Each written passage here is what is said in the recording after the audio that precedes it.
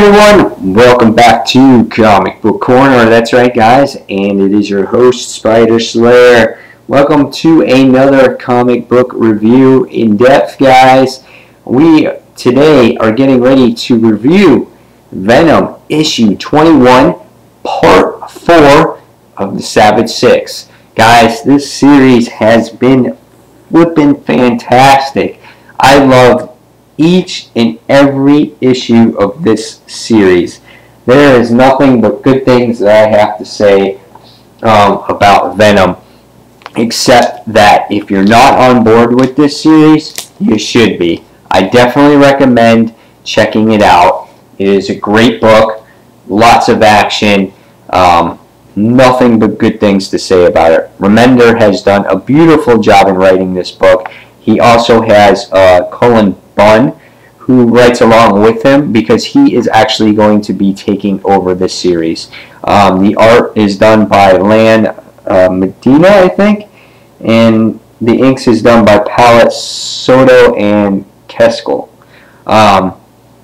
Overall, this book is always a 5 out of 5 for me, except when that stupid story arc with the Circle 4 was around, and unfortunately I think after this Savage 6 story arc is over, they're going to be bringing that back, because if you remember, they sold them souls to the devil, and it looks like it's going to return for a little while, unfortunately, and I think that part of it's going to be done, but hopefully we can just get that over with and we go on to Minimum Carnage. To express my enthusiasm of the book, I will show you some artwork here. Here's one of the opening pages with Venom taking on a battle with Megatank. This guy's like a video game guy who's, you know, obviously about modern times and technology, and it's hard to battle against him. This was great opening scene in the book. Here we see Toxin comes into play later on in the book, and he takes a chomp out of Megatank. Pretty impressive what Toxin does to get to Venom in this particular issue. But if you guys are not familiar with this book, again, my job that I like to do, and the reason why I do these reviews, is to get you guys interested in the series, okay? So that means that's why I do these in-depth reviews. Yes, I give away spoilers, yes, I give away everything, but if it gets you interested into the book and buying the series, then I've done my job. I'm out here to show you guys what is out there to purchase, and maybe not to pass up on it. Or if you can't afford your books, you can follow the issues along with me. Okay? So with that being said, let's go ahead and start our in-depth walkthrough of Venom issue number 21. Great cover. You can see the symbiote is basically falling off of Eddie Brock here. In our last issue, we find out that Betty has a brother, and he originally was killed in Amazing Spider-Man number 11, that he was shot. In this particular issue, though, we find out that he is not. He is purely alive, and he is the Crime Master, which is a great thing. And, you know, you go basically into a origin story about how he woke up in some kind of morgue, how Bennett woke up in some kind of morgue. They don't know how he brought him back to life or anything like that. And he finds that the Crime Master gear is been waiting for him.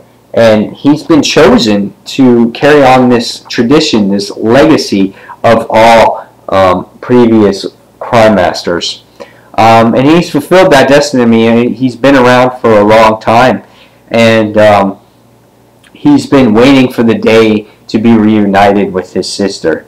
But as they go on and they're discussing everything that's happening, Venom makes his appearance.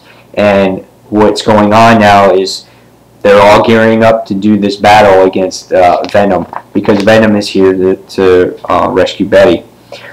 So his first adversary comes on to the mighty Megatank, again, the guy who is all like a video game master. He's all about code. He feels that no one can stop the code.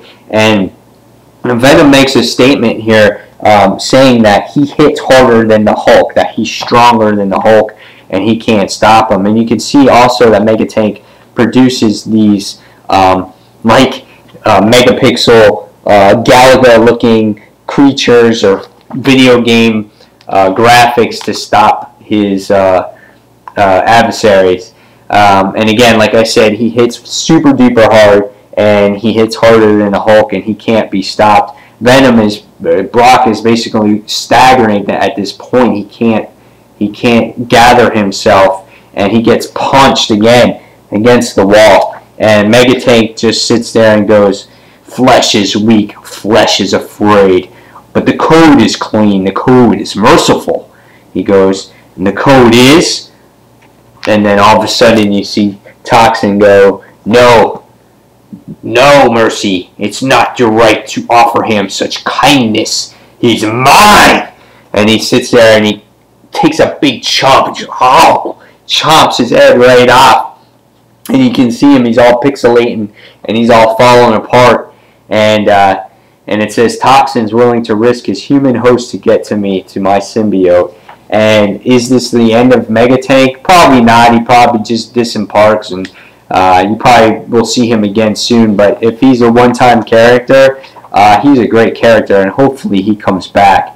And it just, Brock makes a point about the host inside of Toxin, which is Brock, and he was taken unwillingly, and he was forced to be his host. So he feels that he's not completely bonded to Toxin at this particular time.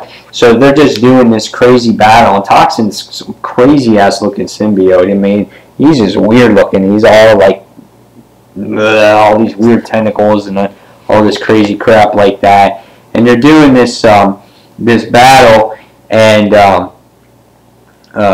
he uses smoke bombs. Eddie Brock uses smoke bombs, and Toxin makes this statement saying, "You humans are too weak." He's like, "Use this trickery," and he goes, and basically what he wants is to spawn using Venom, and he slices him in half here, but it wasn't really him. It's just trickery. Created a false impersonation of himself, and all of a sudden now he gets him by surprise. Venom does, and he's shooting Toxin. He's just like, he's just shooting him, and he's like, "I have to get to Eddie. I have to pull him out." And he lights him on fire, and he's on fire, and you can see here he's ripping open his mouth, gauging him open, and then all of a sudden you see Venom in here pulling out Brock out of the host, and he's getting ready to I guess put some smoke bombs or whatever kind of bombs there are in there, and he's like, he's like, "Touchdown!" And then all of a sudden you see Brock here, and he's like, "Venom?" And he goes, "You're all right, Brock, you're going to be okay." And the next thing we see is that Toxin is lit on fire, and he's still alive though, and he's taking him, and Venom's like, "Yay!" And Brock goes, "You bastard!" He goes, "What have you done to me? What have you done to me?" And he's like sitting there burning, and you just see more. He's just screaming, and so what happens? Does the symbiote burn up? Is Eddie Brock gone? I don't think Brock is gone. I think the symbiote took charge of him and protected his body before he would burn to death. And Venom's just like, I can't do anything about it now. It's like, so serious? Like, I just got to go find Betty. So what I think in the future of this is that now Toxin and Brock are still bonded together, and it's going to create even more of a hatred towards the Venom symbiote, and now to Flash Thompson as well. So look for them to return in the future. I don't think this is the last of them by far. So Jack-O-Lantern now is basically sent out to try to stop Venom, and he goes, "You know what, Eddie?" He's like, or "You know what, Flash?" He's like, "I'm getting kind of bored of our rivalry." And he goes, "That's good, Jack." He goes, "Because this is between me and your boss." And he knocks him off. And we have kind of like a little Batman scene going on where he's hanging off the edge and getting ready to fall into a pool of acid. And Jack-o'-lantern's falling. He goes, "Daddy, help me!" And Crime Master just goes, "You know what? He's a tough kid. He'll get through it. He'll be fine." And it doesn't matter. So Venom is basically now going after Crime Master. And Crime Master's getting the upper hand. He has these sonic guns, this poison, these napalm bombs. He's just torching the Venom symbiote here, as you can see. And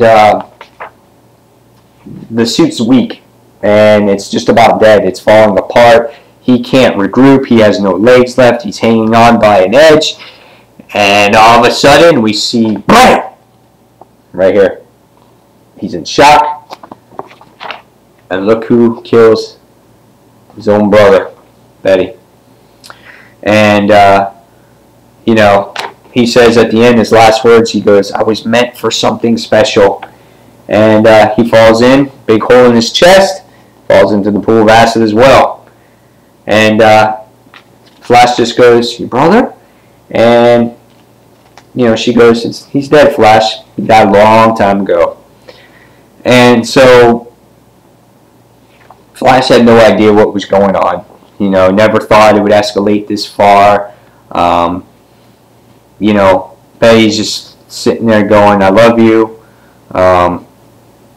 You know, but you're selfish."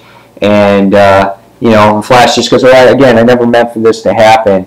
And she goes, "I don't blame you for it. I don't blame you for anything." And she goes, "But I don't want to see you again." So obviously she does not want to do anything with Flash ever again in his whole Venom crusades and everything else. So later we see Flash and the Venom symbiote come to the Avengers lighthouse station, and he basically just says, he goes, "I had a bug, I had a stumble, it didn't go too well." He's like, "I've been screwing up since I've gotten this symbiote," and all he says is, "It's time that I came clean." And that is the end of this particular issue. In our next issue, we find out that right away that Jack-o'-lantern is not dead, because we have Venom versus the Jack-o'-lantern, the final battle. So it looks like that will be the last issue of this Savage 6 part, or maybe this is the end of the issue or of the story arc, and they're just doing a filler issue before that Circle of 4 thing returns. But this was a great overall story arc, and this was a great book. I'm sad to see this story arc end because it was fantastic. Again, we're getting ready to go back into that devil stuff, and we're getting ready to see Satanic Venom. I'm not looking forward to that. It could surprise me. It could be great, but who knows. But overall, this Venom book has been very, very good. The involvement of Flash and the Venom symbiote has been terrific. It's been nice to see Toxin return. It's great to see the Human Fly. It's great to see new characters like Crime Master and Megatank. So overall, this particular story arc in this issue and this series is a 5 out of 5, guys. So I suggest go out, buy the series. It's only a $2.99 read. It doesn't have any of that extra stuff to it. So go out and buy it, guys. You won't be disappointed. Trust me. If you're a Venom fan, a Spider-Man fan, you'll like it. All right, guys? So also look forward very soon, hopefully when this is posted, tonight, Tuesday night, around 9 o'clock, me and Dark Avenger C86, I think we're doing it on Dark Avenger Inc., we're going to be doing a podcast. This will be a pilot episode, a test, you may say, to see how this works. You can do it on Google Plus now with your YouTube account. So we're going to be testing it out. We're going to do a pilot episode. We're going to be doing Avengers Cast, and we're going to be doing that every so often. So look forward to that Tuesday night around 9 p.m., guys. Okay, so if you're online, look for it. We'll be talking. All right? So, guys, as always, thank you for watching Comic Book Corner, and this is Spider Slayer signing off. Take care, guys. Bye.